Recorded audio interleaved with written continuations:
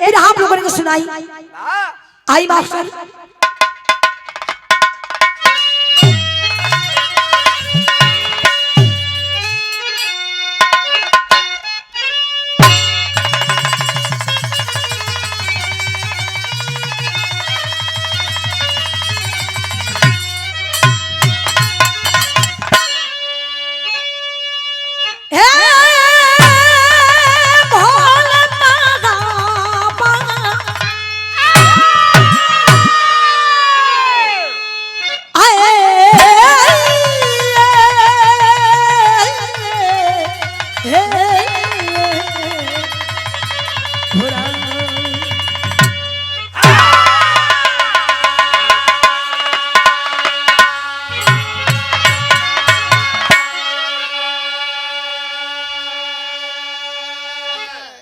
कहानी पता नहीं गौर कर जाई।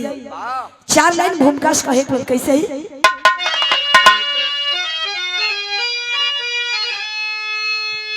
बेटी में होती है मां ताकि साया गृह लक्ष्मी कही जाती है बेटी। बेटी की बारात बिन शादी लौटे तो किस्मत पर आंसू बगाती है बेटी। बेटी दिखाती जगह काती अपनी चंडिका और काली कगाती है बेटी। बेटी बेबसी के बाजार में जब तो कोठे पठुका लगाती है बेटी।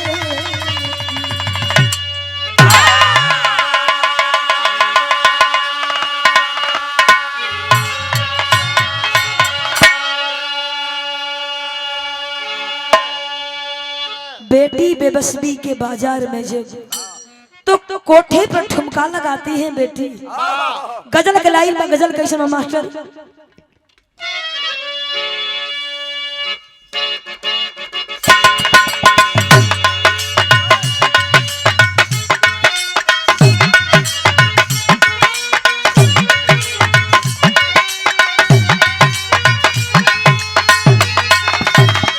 गजल के लाइन हो नजर में सोखी हंसी लबों पर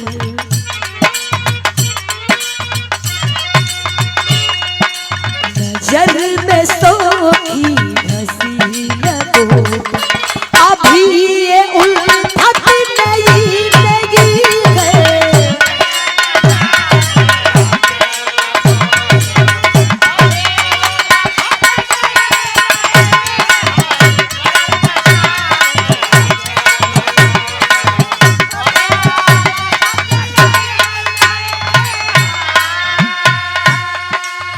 बिरहा में कवि जी के लिखे पर कितनी सुंदर लाइन लिखले हुए कैसे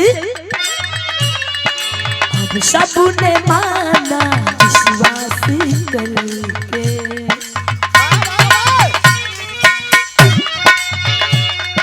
हम सबने माना विश्वास करके वो तो हकीकत नहीं है।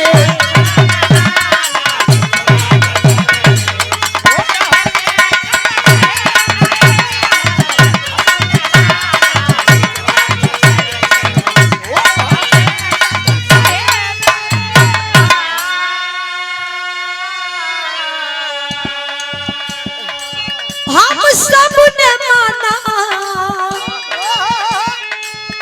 विश्वास करके ओ तो हकीकत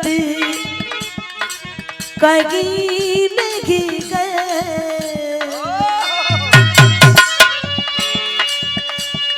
कौन गया है किसने है देखा,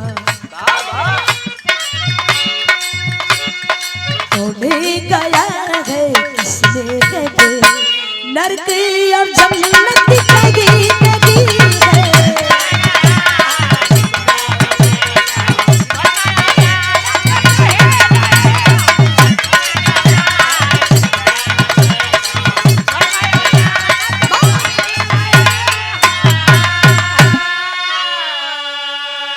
कहानी कोनो काल्पनिक नहीं खे, रियली घटना बात नहीं, गौर करी जाई।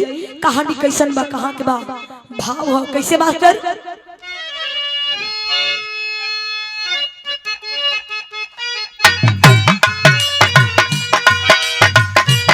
बहुत अच्छे।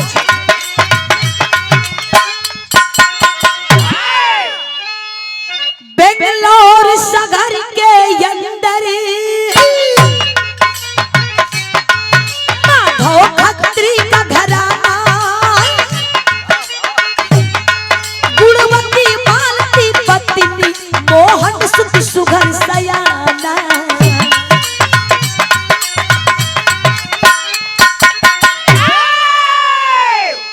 बेंगलोर शहर के अंदर एक छोटा परिवार के मुखिया जेकर नाम माधव खत्री बतावल गई, दुल्हन के नाम मालती बतावल गई, एक ही बेटा बा, बेटवा के नाम मोहन बतावल गई।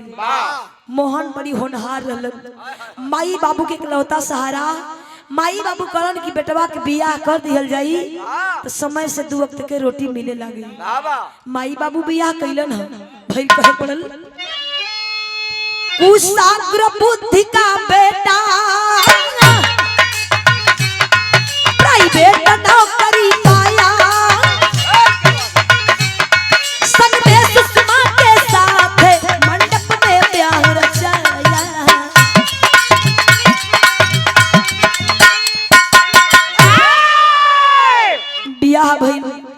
गरीब परिवार के बहन बिटिया रहे, नाम सुषमा बा, बियाह भइल, उ दुल्हन भर के घर में अली है। सब लोग बहुत मगन बा, परिवार के लोग। मोहन वही बेंगलोर शहर में एगो प्राइवेट कंपनी में काम करत रहलन। जौना कंपनी में काम करत रहलन उहे कंपनी अभी सदिया के 4-5-10 दिन बीतल, उहे कंपनी 1 महीना के लिए मुंबई भेज देलस। जब मुंबई मोहन गइलन ह, जौन 1 महीना के काम रहे ओके 15 दिन में खत्म कर देलन। दुल्हन के लगे फोन कैलन, दुल्हन रोवत हिया, कौन काहे रोवत बड़ी रे, हमके काहे तू ऐसन बात बोलत बड़ी, हमके नहीं के चिंता, हम देख तोर बहुत ख्याल करीला। मोहन अपने दुल्हन से कहलन ह, मास्टर गीत लागल, गीत कवन बा।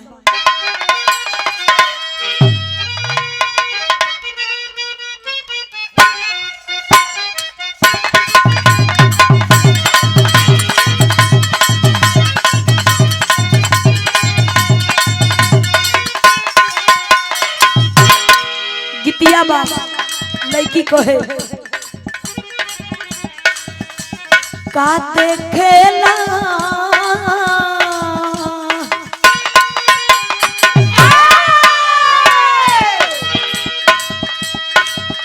का देखेला ऐसे हंस के,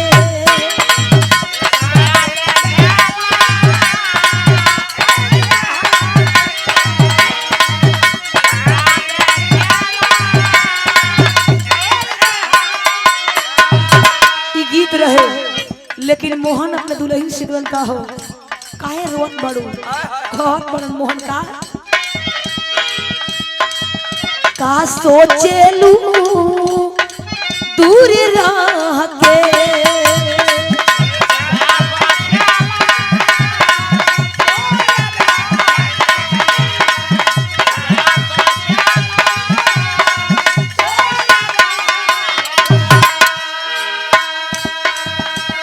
रोता मोर मन बहके,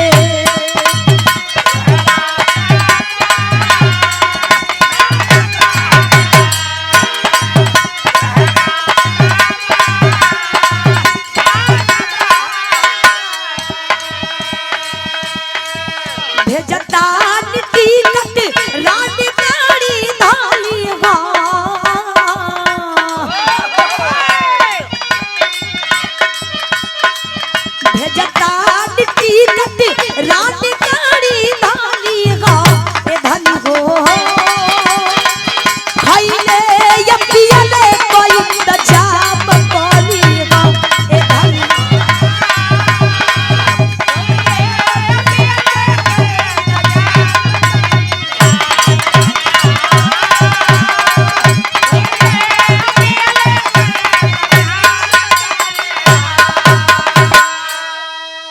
मोहन गलन के सुषमा हम तोरे मोबाइल पर ऑनलाइन टिकट भेज दिल बनी तो के मुंबई आवे बाबा तन हमनों के घूम लियल जाई जीवन मन हो जाई।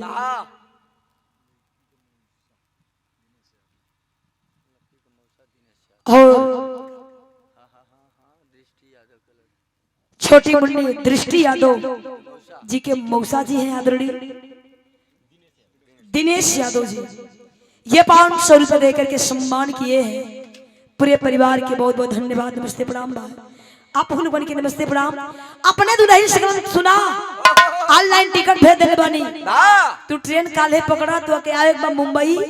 परिवार के लोग सुनल बहुत लोग खुश बन के बिटिया जा हमन के कोनो दिक्कत नहीं करे, तू लोग खुश रहत हमनो खुश बनी जा। ले गए माधव खत्री अपने बहू की स्टेशन पर जो ना ट्रेन का टिकट रहे वो ट्रेन में आई ले जाके ट्रेन में बैठौलन ह कन की बिटिया अपन ध्यान रखिया जा। बड़ी खूबसूरत रहे सुषमा, बड़ी सुंदर रहे, पढ़ल लिखल रहे। जब चलल ह सपना सजा के टेरी के भाव हो कैसे मास्टर।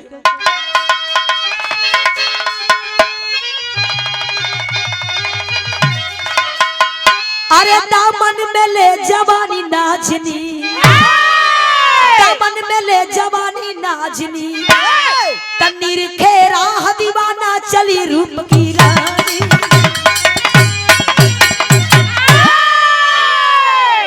सुषमा गई सुषमा गई मोहन गलन के सुषमा तू ट्रेन अब हम तुम्हारी इंतजार कर बनी स्टेशन पे, कुर्ला स्टेशन पर हम तो के रिसीव कर ले हो।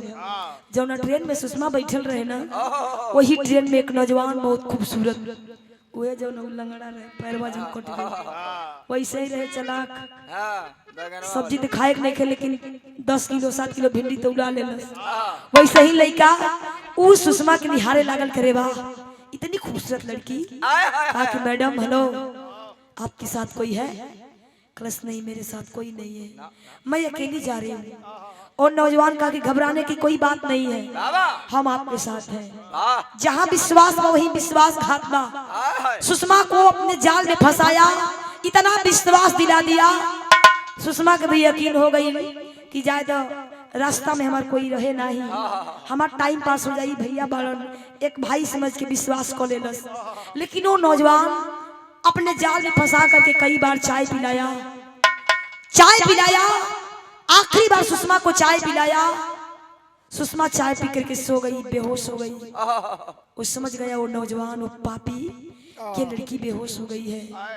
मुंबई से पहले ही सुषमा को लेकर के उतर गया और इधर मोहन मोबाइल में ट्रेन का लोकेशन देख रहा है, कभी ट्रेन कहाँ तक है। ये पपिया सुषमा के लेकर उतरल, एक स्टेशन पर एक ऑटो बुक किया। उस टैक्सी वाले से कहा कि मेरी धर्म पत्नी है, इसका तबीयत ठीक नहीं है, इसका इलाज कराना है। कहाँ लेके गई बस सुषमा के कुछ नहीं के पता। तन गौर कर जाए कैसे मास्टर।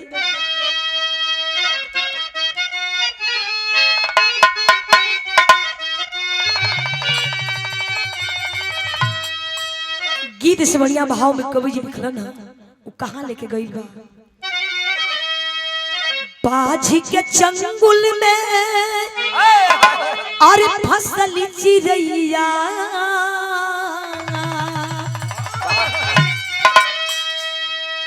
बाज के चंगुल में फसल चिड़ैया, गैया कसैया के हाथे हो, गैया कसैया के हाथे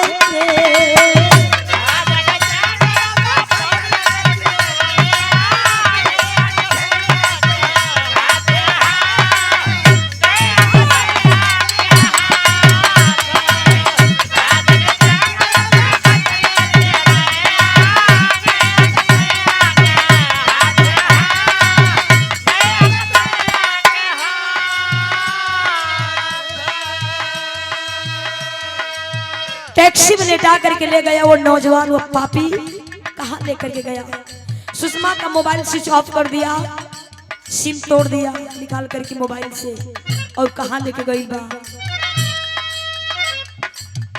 बेसिया के घर बेचा 40,000 में, ले गया एक शहर में बहुत बड़ा कोठा, जिस कोठे की मालकिन उसका नाम चंपाबाई बताया गया। ले गया 40,000 में सुषमा को चंपाबाई के हवाले कर दिया, सौदा कर दिया। वो चंपाबाई करती है क्या, सुषमा को लगाई चंपा दे हाँ क्या व्यापार में।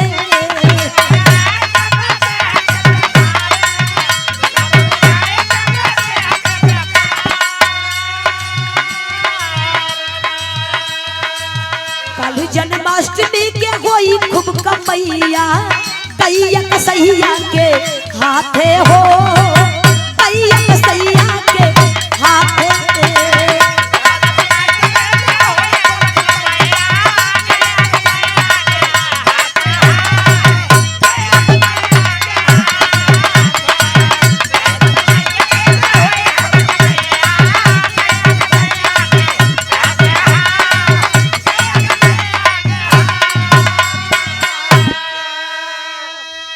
चालीस 40,000 में सौदा कर दिया। यहाँ के बाद छोड़ी, यहाँ स्टेशन में बैठ के एकदम बेसब्री से इंतजार मोहन करत बा कि दुल्हन हमारा आवत है। ओके कितना दिन के बाद वो एगो मर्दे रहे कि अपने मेहरारू के रास्ता निहारत बा, हमार दुल्हन आवत है। कितना दिन के बाद जनत बा कि कितना दिन के बाद ओके देखे जात बनी, कभी बैठ जात कभी खड़ा होके निहारे लगे कि गाड़ी ना आई। देखत बा कि अब गाड़ी आए वाली बा, उठ के एकदम मुस्कुरात बा कि हमार सुषमा आवत है। जाकर के ट्रेन स्टेशन पे जाकर के लगी, दौड़ के गया उस बोगी के पास, कहा कि सुषमा, सुषमा किधर है सुषमा। फोन लगाया, मोबाइल स्विच ऑफ। गया बोगी के अंदर चिल्लाने लगा, सुषमा तू किधर है सुषमा, कहाँ है सुषमा। सुषमा नहीं है। हर बोगी में जाकर के ढूंढा, बावला बन गया। उसको ये शक हो गया कि सुषमा खूबसूरत थी, मौका के फायदा उठा के हमके धोखा दे के चल गई, हमके धोखा दे के चल गई। अब समाज में मुंह का दिखाई, पापी व बेईमान, दूसरा के संग फरार हो गए, मोबाइल बंद कर दे दस। लेकिन फिर भी गया एक थाने पर, उसी शहर में गया, कंप्लेन किया। कहा कि सब, कहा सर मेरी धर्मपत्नी सुषमा हमसे मिलने मुंबई आ रही थी, उसका मोबाइल स्विच ऑफ है, न जाने कहाँ चली गई। साहब बोले बेटा रो मत, अगर कोई जानकारी मिलेगी तुम लोग फोन कर देंगे, तुम्हारी पत्नी पढ़ी लिखी है ना। कहा क्या साहब, वो समझदार है। गई कलश की मर जाई बेदरे, लेकिन कहा जाई माई बाबू के पास, हम का जवाब दे। लोगों ने मुंह का दिखाई। यार सुषमा कोठा पर बेहोशी हालत में पड़ल बा। कुछ देर बीतला के बाद जब सुषमा को होश आई, अचानक उठ के बैठल, चारों ओर देखत बा कलश। मैं तो ट्रेन में थी, देखत बा कि एक औरत बैठी है, मुंह में पान खा गई है। गई भागी भागी गई, कही माँ ये कौन सा जगह है माँ, मैं कहाँ आ गई, मैं तो ट्रेन में थी माँ। कलश माँ मैं तो ट्रेन में थी, मुझे कौन लेकर के आया। वो चंपाबाई कहती अरे वाह ये लड़की कितनी खूबसूरत है, वाकई में इतनी खूबसूरत लड़की आज तक मेरे कोठे पर नहीं आई थी, और इसका बोली कितना खूबसूरत है। ऐ लड़की तुम्हारा नाम क्या है। सुषमा बोली माँ मैं बता दूंगी, और देख इस वक्त मेरा मोबाइल नहीं है, मैं बता दूंगी मेरा नाम क्या है, मैं कौन हूँ, लेकिन तू बता माँ मैं कहाँ आई हूँ। चंपाबाई कहती है जानती हो, जानना चाहती तू कहाँ आई है, ये कोठा है और तू कोठे पर आई है। सुषमा टूट गई हो भैया, पैरवा पकड़ के चिल्ला चिल्ला करवत माँ करस माँ मैं उस खानदान की बेटी नहीं हूँ जो तू समझ रही है। मुझे कौन लेकर आया माँ मुझे नहीं पता, लेकिन एक बार मुझे मेरे पति से बात करवा दे माँ, एक बार बात करवा दे। डांट करके बात देती है चंपाबाई। ऐ लड़की क्या पागलों जैसे बात की जा रही है, सुन हाथ मुंह धो ले, जा खाना खा ले। नहीं माँ एक बार बात करा दे। जिद करत माँ, लेकिन चंपाबाई कहती है कैसे गीत लागल, गीत कवन बा।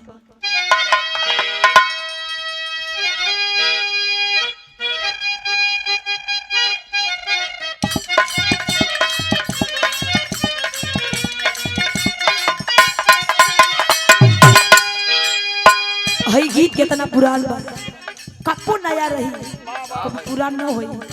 कोनो भौजाई अपने ननद से कहती है, का कहे अंगूरी में डसले पिया नगिनिया हो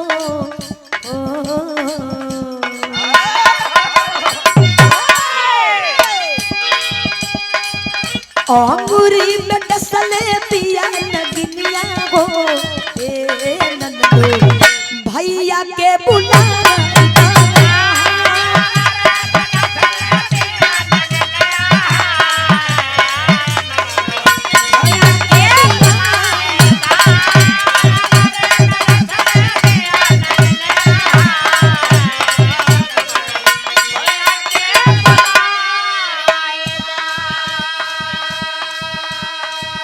इतनी खूबसूरत सुषमा बैठ के रिक्वेस्ट करत बा, विनती करती है माँ, हाथ जोड़त बा, रोवत बा, लेकिन चंपा बाई कहती है का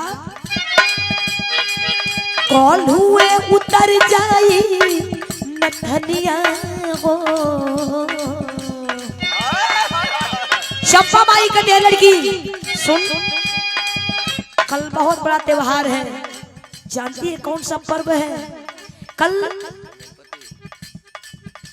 श्री कृष्ण जन्माष्टमी है और हर साल इस कोठे पर बहुत मेरा पुराना ग्राहक हर साल में एक ही बार आता है, सिर्फ इस त्योहार पे आता है और हर साल एक नई लड़की से मुलाकात करता है। सुन, हाथ मुंह धो ले, खाना खा ले और जाकर के तैयार हो जा, अब यही तेरा घर, यही तेरा जिंदगी है, तुम्हें कहीं नहीं जाना है।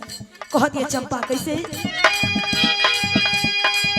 कॉल हुए उतर जाई नथनिया हो ये बबनी रोवा मती खाना।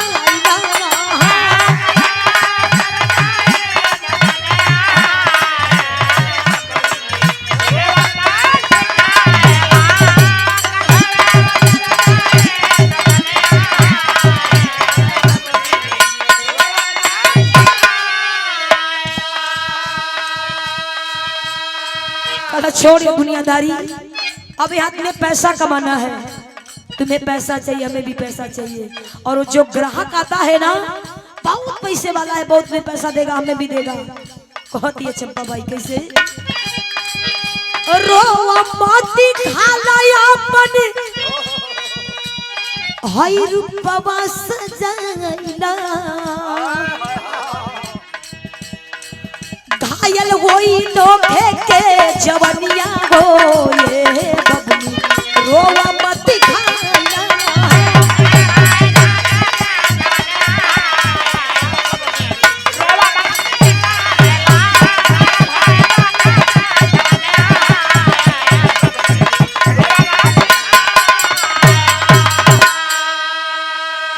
सुषमा नहीं खाना खाती, कृष्णा जा, अब तुम्हें कोठी पर आई गई, मत मेरा चिंता कर, मैं खाऊंगी या नहीं खाऊंगी, क्या फर्क पड़ता है। लेकिन चंपा बाई कहती है सुन, नाटक मत करना, कल रोना नहीं है तुम्हें। इतना गंदा, इतना अश्लील कपड़ा दिया गया सुषमा को कोठी पर पहनने के लिए। सुषमा लेके शर्मा कलश का मालिक, हम कौन पाप के लिए रहने की इतना बड़ा सजा में मिलत बा, कौन गलती करेली हो मालिक, हमें सजा देत बड़ा।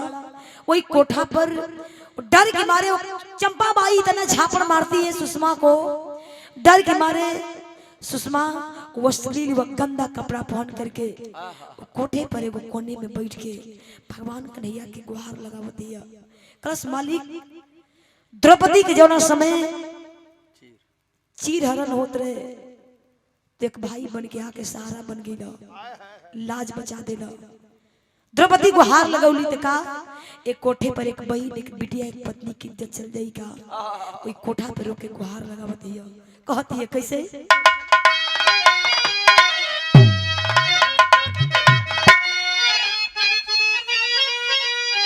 ये कहे रोवेली सुषमा काटा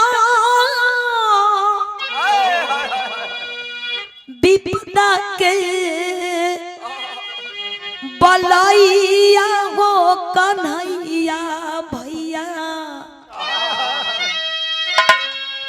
बिगड़ल बागा मारो समैया हो कन्हैया भैया।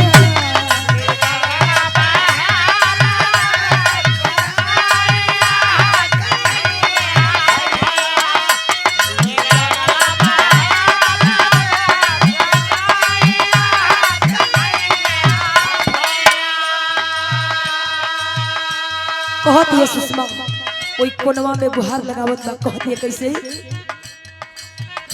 द्रौपदी बगिनिया के बनल सगाइया हो कन्हैया भैया सूझे नाही कवनो उपाया हो कन्हैया भैया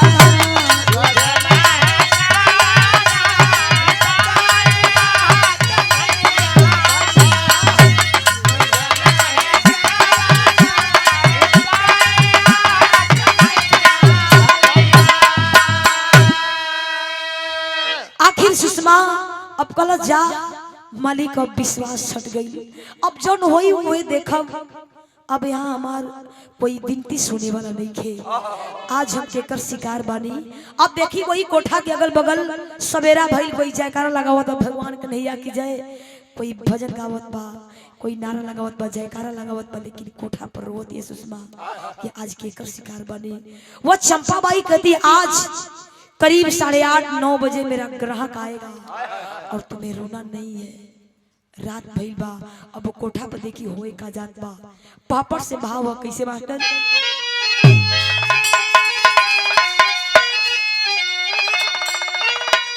श्री कृष्ण जन्माष्टमी की रतिया मतिया मारल बा हवस पुजारी पहुंचा ले दौलतिया मतिया मारल बा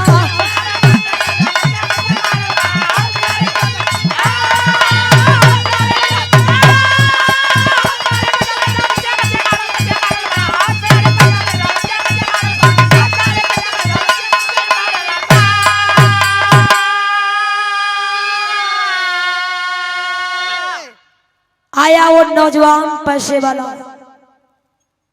गया कोठे के अंदर और दिया सूटकेस में भरा हुआ पैसा चंपाबाई को चंपाबाई इशारा करती है साहब आज आप एकदम खुश हो जाएंगे आज तक इस कोठे पर ऐसी लड़की से मुलाकात नहीं किए होंगे इतनी खूबसूरत है वो लड़की वो दिया पैसा नौजवान सीढ़ियों से गया सुषमा के रूम के तरफ कहे के पड़ल सुषमा की कोठरी के अंदर कि आप परवेश या नारी हो पर्दे के आड़े से सुषमा ग्राहक को निगारी हो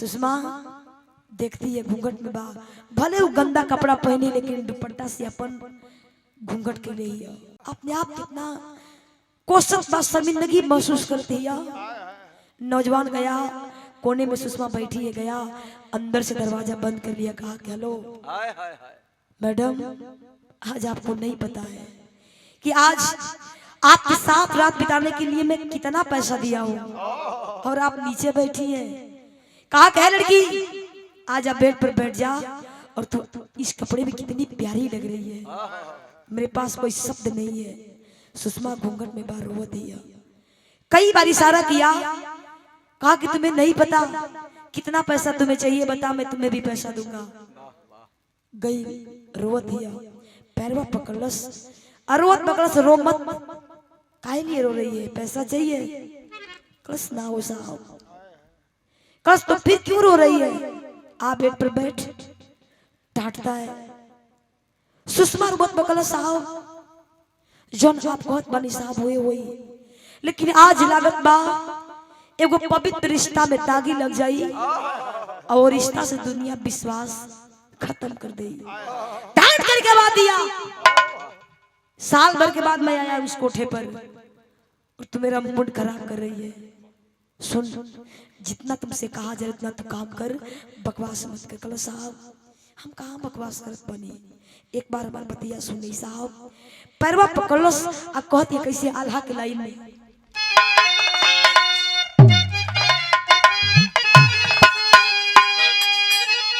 ये कहती राखी बंधा के भैया अरे राखी बंधा के भैया सैया जाब होई बे बाबू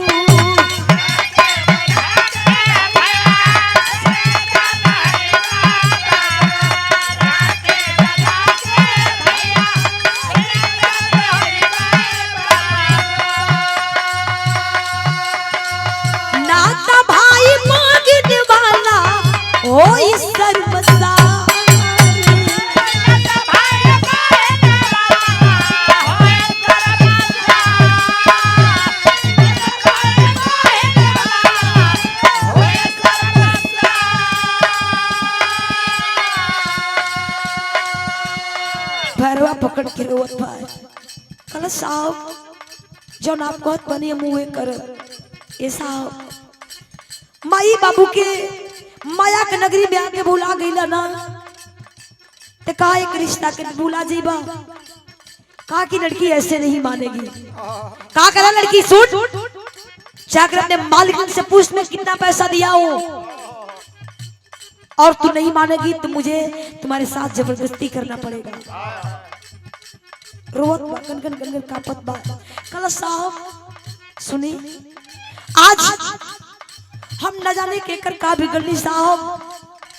आज ये दिन देखे के मिलत बा वही घूंघट में से निहारत दिया चेहरा साफ दिखत बा लेकिन वो नौजवान सुषमा को नहीं देख पा रहा था। कहला साहब धन्यवाद हमो कि आज जौना भाई के हाथ में हम राखी बंधली जौना भाई के अपने गोदी में खिलौली आजू भाई ये कोठा पर अपने बहन के साथ रात बितावे के लिए पैसा देलस और जिद करत बा। कलश तू मुझे जानती है। कलश कौन बहन अपने भाई के नाम पहचानी और तुम्हारा नाम राकेश है। राकेश मैं तुम्हें जानती हूँ बाबू। तुम माँ बाप को भूल गया तो क्या भाई बहन के रिश्ता को भी भूल जाएगा। दौड़ के गया घूंघट हटाया वो राकेश सवाक आंख लाल पसीना से दिख गई। जनात बा की सपना देखत बा अखिया लाल बा अपनी बहन के भारा कवारी पकड़ के रोवे लागल। कलश आज ये कोठा पर पाप हुईला से बच गई। अब सुषमा के रोवाई कहाँ कंट्रोल होत बा। चिल्ला कर रोवत बा मुंह पर हाथ लगाया कहा कि दीदी रो मत। अगर कोई जान जाएगा कि हम दोनों भाई बहन हैं तो इस कोठा से लोग बाहर नहीं जा पाएंगे। दीदी बता एक बात तो से पूछत बानी हम तक ग्राहक बन के लिए रे लेकिन कहत बा कैसे कैसे के यलू मोरा बहिनी को बड़ी बोला।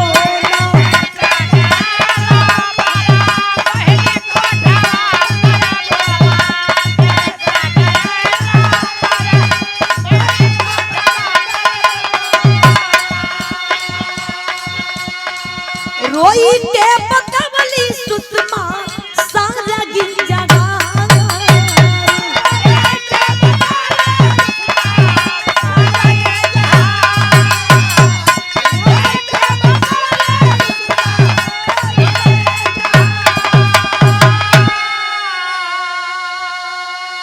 कलश एक बात तू बता हमें समझ में नहीं आ रहा है।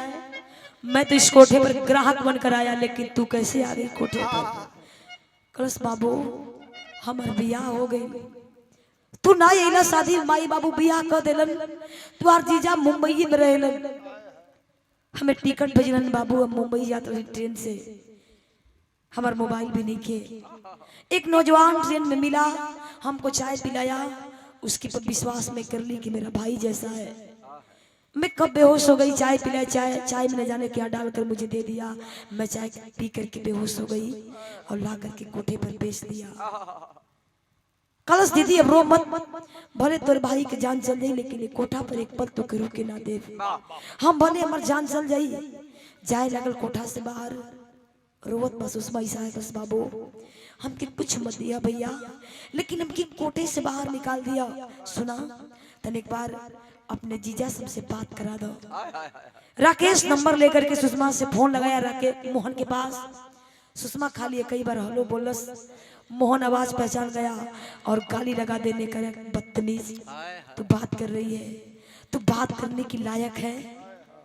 आज तुम मुझसे मजा ले रही है मैं तुम्हें भुला दिया। रोला के अलावा सुषमा के मुंह से आवाज नहीं आवत। राकेश फोन ले लिया कहा कि जीजा हम आके सारी बात बतावत बारे की दीदी कहाँ है कैसे है।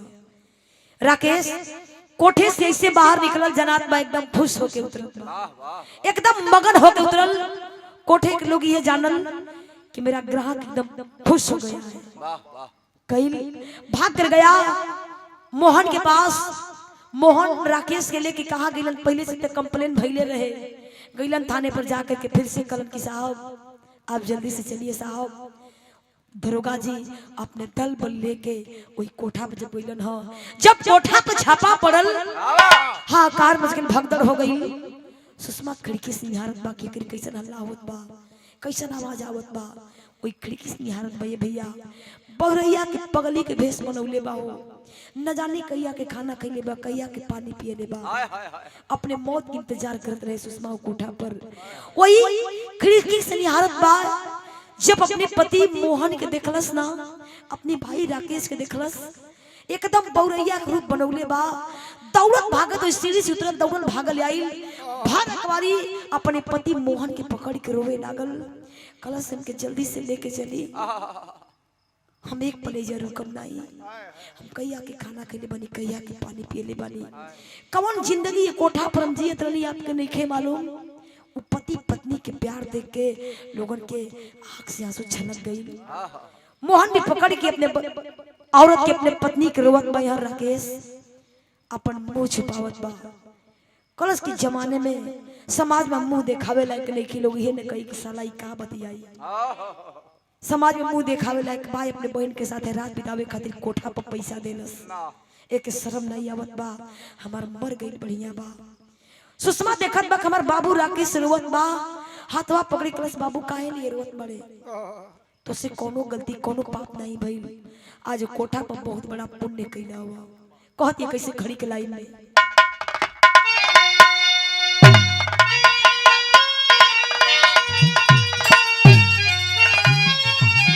ये कहे बनी जमाना दुश्मन फिर भी कोई ना बदन, तजे करी नैया के खेवैया मुरारी मनमोहन।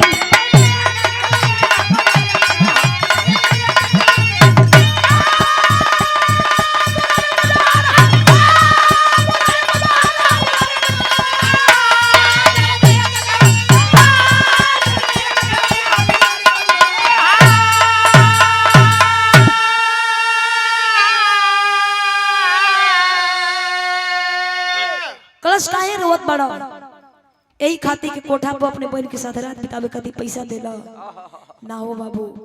आज ये कोठा पर तू ना आई होता था, आज हम दूसरा के शिकार भइल होती। तू हमारी खातिर भगवान कन्हैया जी से कम नहीं खा। एक कोठा पर बहुत बिनती बहुत गुहार लगौले, तू आके स्वयं तो के भगवान कन्हैया ही बजरंग बाबू हमार लाज बचावे खातिर। एक कोठवा पर तू ना आई होता ना, तब दूसरा के शिकार बनल होती। अपने भाई के समझावती राकेश कसम खरीद के दीदी आज के बाद कसम खात बनी, हम माया में पड़ के सबके बुला देने। कहल जाला कि कभी कभी पैसा दुनिया के इंसान के अंधा बना देला। दीदी ये कोठा पर हम पैसा के इतना हमें कमंड हो गई रहे ना कि सबके बुला के कोठा पर आवत रहे पैसा लुटावे एक रात खातिर। आज के बाद एक कोठा पर ना आई वो दीदी। सुषमा कलश की कोठा पर बाबू कोनो अमीर घर के बेटी बहन नहीं की, लाचार असहाय बहन बिटिया ही कोठा पे पड़ी। सुषमा के चलते जितना निर्दोष लड़की कोठा पर वाली बाहर निकल के लिए रोवत पड़ी कि दीदी 2 वक्त की रोटी के लिए कोठा पर कैसन जिंदगी हमन के बितावत रही जा। राकेश अपने बहन के लेके और मोहन अपनी पत्नी के लेके गईलन, वही जैसे नई जिंदगी की शुरुआत कईलन। तो कहल जाला कि जहाँ विश्वास बा वहीं विश्वासघात बा। अगर सुषमा और नौजवान में विश्वास करके चाय ना पियले हो तो आज कोठा पर नहीं हो। आपन ही दगा देलन। दुश्मन जल्दी दुश्मन के संग धोखा ना करेला, धोखा एकदम मार पार के करी, जना दे कि हम ही धोखा कैले हैं।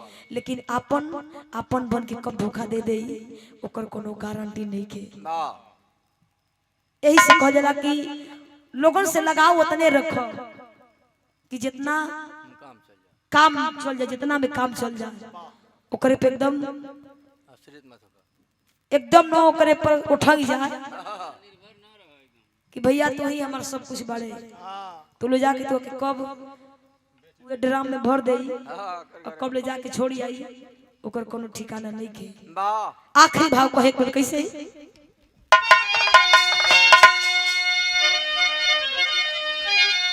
हरि अनंत हरि कथाय अनंता कह गए गुरु बिहारी।